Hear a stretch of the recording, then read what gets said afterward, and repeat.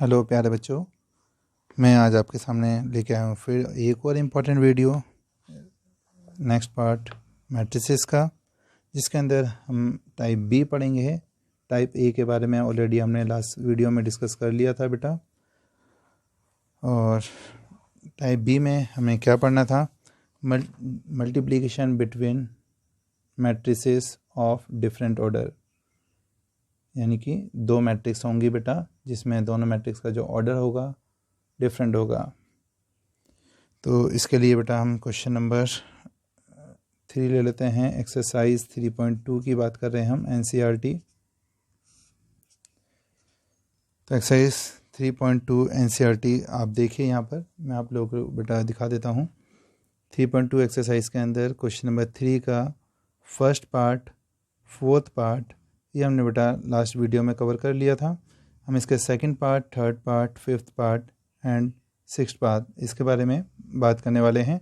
तो ध्यान से समझिएगा बेटा। यहाँ पे जो सेकंड पार्ट है 1 2 3 2 3 4 लिखा है। तो देखिए क्वेश्चन नंबर 3 का बेटा सेकंड पार्ट क्या लिखा है बेटा इसमें? इस तरह से लिखा है बच्चों, 1 2 3, और इस तरह से लिखा है 2 3 4। अब देखिए आप लोग, देखिए बच्चों, मैं अभी बहुत बेसिक सी चीज़ें करा रहा हूँ, बहुत इजी चीज़ें हैं। एनसीईआरटी में वैसे भी कुछ ज़्यादा डिफ़िकल्ट नहीं होता। अभी कोशिश होगी मेरी कि जब मैं आपको ये एडिशन, डिफरेंस, मल्टीप्लिकेशन की वीडियो जैसे कंप्लीट हो जाती हैं, एक्सरसाइज 3.2 कंप्लीट हो जाती है बेटा, उसके बाद एक्सरसाइज 3.3 कराने के बाद, क्योंकि कुछ और अच्छे क्वेश्चंस तभी समझ में आएंगे। तो 3.2 के बाद 3.3 कंप्लीट करेंगे और फिर थोड़े से एडवांस लेवल के क्वेश्चंस करेंगे, यानी कि हमारे जो प्रीवियस ईयर्स में आए हुए क्वेश्चंस हैं उन पर बात करेंगे। बेटा मैं डिस्क्रिप्शन में आप लोगों को एनसीईआरटी की पीडीएफ कोशिश करूँगा कि अपलोड कर दूँ, और जितने भी वीडियोज़ हैं उसके डिस्क्रिप्शन में बच्चों मैं पीडीएफ बनाकर आप लोगों के लिए इस चीज़ें अपलोड कर देता हूँ। जो बच्चे साथ के साथ नोट डाउन नहीं करते हैं या नहीं करते, वो बच्चे बेटा वहाँ से डिस्क्रिप्शन से पीडीएफ डाउनलोड कर सकते हैं। तो चलिए इस क्वेश्चन को स्टार्ट करते हैं और देखते हैं कैसे करना है। तो देखिए बेटा, यहाँ पर आप थोड़ा इस मैट्रिक्स को ध्यान से समझिएगा। इस मैट्रिक्स का ऑर्डर कितना है बेटा?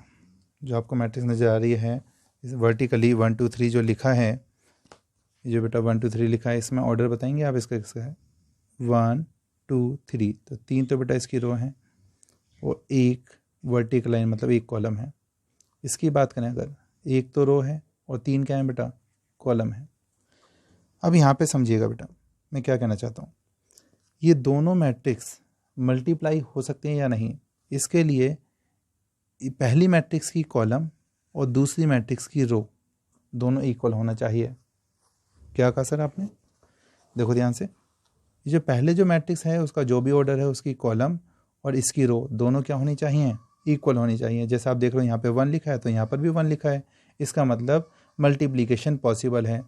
और जो नई मैट्रिक्स है वो किस ऑर्डर की होगी? तो जो अब आपको यहाँ पे दिखाई दे रहा है 3 और यहाँ पे क्या दिखाई दे रहा है 3, तो नया जो मैट्रिक्स है, नई जो फॉर्म होगी बेटा, वो 3/3 ऑर्डर की बनेगी। दोबारा सुनिए, ये जो इसकी कॉलम है, इसकी रो, ये इक्वल होने पर बताती हैं कि मैट्रिक्स मल्टीप्लिकेशन पॉसिबल है। अगर इसकी कॉलम और इसकी रो इक्वल नहीं हुई तो इसका मतलब मैट्रिक्स मल्टीप्लिकेशन पॉसिबल नहीं होगा। तो और जो नई मैट्रिक्स बनेगी वो किस ऑर्डर की बनेगी? 3/3 की बनेगी। तो देखिए मल्टीप्लाई करते हैं किस तरह से, वो देखिए। इसकी first row first column, first row second column, first row third column, याद आ रहा होगा। यानी कि 1 को सभी से मल्टीप्लाई करो, 1 × 2 2, फिर 1 को 3 से करें 3, 4 से करें बेटा 4, फिर 2 को मल्टीप्लाई कर दीजिए 4 6 8। कैसे पता चलता है सर ये नीचे लिखना है?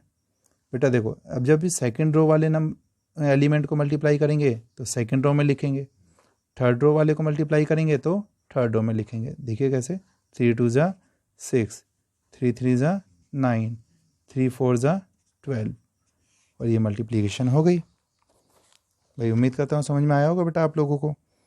अब इसका नेक्स्ट पार्ट देखिए, 3.2 का जो नेक्स्ट पार्ट है उसको हम किस तरह से सॉल्व करेंगे। 3.2 का जो नेक्स्ट पार्ट है, ये थर्ड पार्ट देखिए। इसमें देखिए 2/2 है, इसमें 2/3 है। कैसे मल्टीप्लिकेशन होगा बेटा इसका? तो इसको करते हैं, तो इसको मल्टीप्लाई करके देखते हैं किस तरह से मल्टीप्लाई होगा बेटा। जो मैट्रिक्स है हमारे पास, एक मिनट रुकिए बेटा।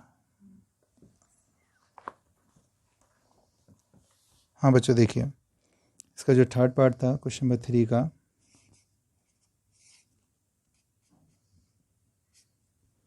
वो ऐसे लिखा है 1 - 2 2 3 1 - 2 2 3।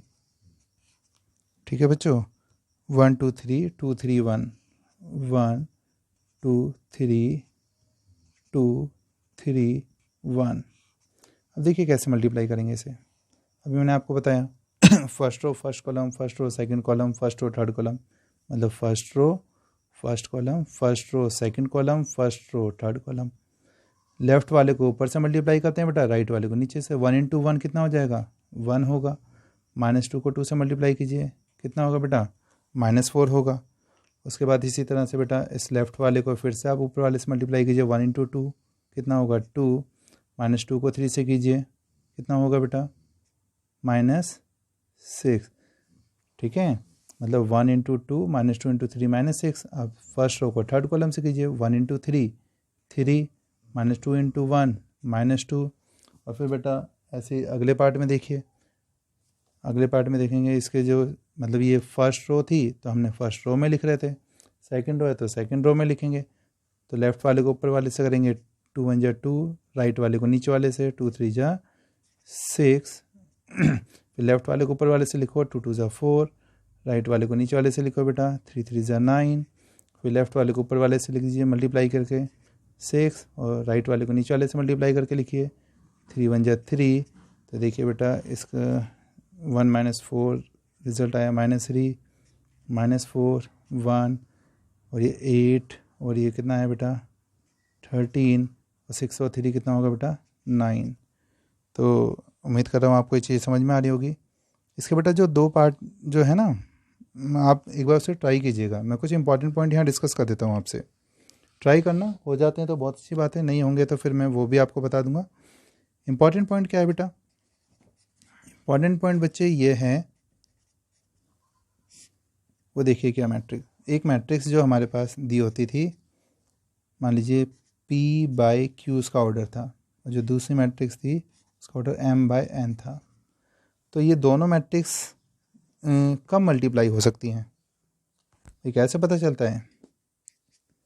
Multiplication is only possible if ये जो इसकी कॉलम है और दूसरे वाले की जो रो है बेटा वो इक्वल हो। इसका मतलब if Q = M, if Q = बेटा what M, then multiplication is possible.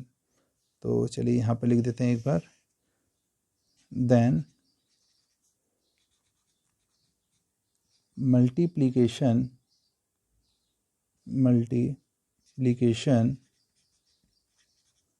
Is possible. ठीक है, only then multiplication is possible. And जो न्यू ऑर्डर होगा, and order of new matrix,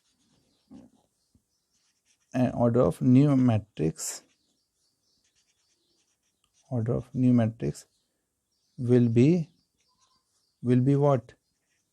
भाई ये दोनों तो इक्वल होने चाहिए, तब तो मैट्रिक्स का मल्टीप्लिकेशन पॉसिबल है। और जो नया ऑर्डर होगा वो क्या होगा? यहाँ P लिखा है, यहाँ Q लिखा है, विल बी P/N, जैसे कि आपने यहाँ पर देखा भी था। इसका ऑर्डर कितना था बेटा?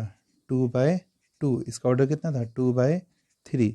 देखिए ये जो फर्स्ट जो मैट्रिक्स आपको दे रखी है बेटा, इसकी कॉलम यानी ये 2 और 2 इक्वल थे तो मल्टीप्लिकेशन पॉसिबल था। नया ऑर्डर बनेगा ये 2 और ये 3, तो ये ऑर्डर देखिए क्या बना है 2/3। तो ये सबसे इम्पॉर्टेंट पॉइंट था। अब इसके बाद जो सेकंड इम्पॉर्टेंट पॉइंट है उसे भी समझ लीजिए आप लोग। इसमें सेकंड इम्पॉर्टेंट पॉइंट ये है बेटा कि आप दो मैट्रिक्स ले लीजिए, एक A और एक B, दोनों को मल्टीप्लाई कीजिए, और फिर आप B और A को भी मल्टीप्लाई कीजिए। आप देखेंगे दोनों मैट्रिक्स का जो ऑर्डर है वो तो सेम होगा, और दोनों मैट्रिक्स इक्वल नहीं होंगी, यानी कि AB और BA का जो प्रोडक्ट है वो इक्वल नहीं होगा। मतलब अगर सेम ऑर्डर की मैट्रिक्स लेते हैं, दोबारा सुनिए मेरे स्टेटमेंट को, कई बच्चे कंफ्यूज हो गए होंगे। बेटा A मैट्रिक्स का ऑर्डर जो भी है, A वाले केस में जो हमारा A केस था ना स्टार्टिंग में, इसका देखो बेटा AB का यहाँ पे देखिए बेटा ए बी का प्रोडक्ट करने के बाद क्या आंसर आया था, -6, 26, -1, 19। और बी ए का प्रोडक्ट करने पर क्या है बेटा, 11, 10, 11, 2। ए बी और बी ए क्या दोनों सेम रिजल्ट दे रहे हैं? नहीं। अगर दोनों सेम रिजल्ट नहीं दे रहे हैं इसका मतलब मल्टीप्लिकेशन जो है मैट्रिक्स का वो कॉम्पिटेटिव नहीं होता। अब जो मैं कह रहा था कि ये इक्वल होते भी हैं, बहुत से टीचर्स डायरेक्टली मना कर देते हैं, ये इक्वल होते भी हैं बेटा। ये कब इक्वल होते हैं? वो स्पेशल केस हैं। अब ये फॉर एग्जांपल एक स्पेशल केस ले रहा हूँ बेटा मैं, ठीक है, वो स्पेशल केस आप देख लीजिए ध्यान से। टाइप्स ऑफ मैट्रिसेस अगर आपने पढ़ा हो, ठीक है, तो उसके अकॉर्डिंग आपको चीज़ समझ में आएंगी कि ए जो है एक मैट्रिक्स है, मान लीजिए मैंने लिख दिया 1, कुछ भी लिख दो, 1 2 3 4 लिख दो सपोज। और बी मैट्रिक्स आप ऐसी ले लो, सिंपल सी 1 0 0 1। और अगर आपको याद हो ये एक आइडेंटिटी मैट्रिक्स है, इसमें आप आराम से घर पे बैठकर ए बी और बी ए फाइंड आउट करना बेटा, और आप देखोगे ए बी और बी ए जो हैं दोनों इक्वल आ रहे होंगे। अब एक इम्पॉर्टेंट क्वेश्चन है यहाँ पर, वो आप लोगों के लिए होमवर्क है।